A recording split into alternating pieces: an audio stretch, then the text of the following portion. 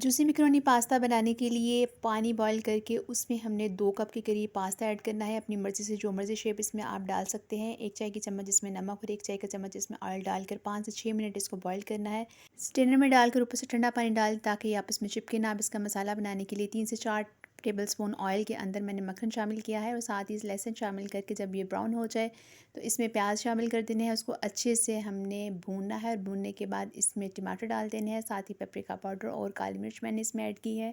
थोड़ा सा पानी डाल के टमाटर को अच्छे से गला लेना है और इसके बाद अपनी पसंद की सब्जियां आप इसमें शामिल करेंगे। सब्जियों को 2 से 3 मिनट के लिए हाई फ्लेम पर कुक करेंगे और इसके साथ इसमें पास्ता हमने शामिल कर देना है और साथ ही इसके ऊपर मैंने ऑर्गेनो शामिल कर दिया है। अगर आपके पास नहीं है तो आप इसको स्किप भी कर सकते हैं। अब इसके ऊपर टमाटर केचप डालूंगी और थोड़ा सा नमक शामिल करूंगी।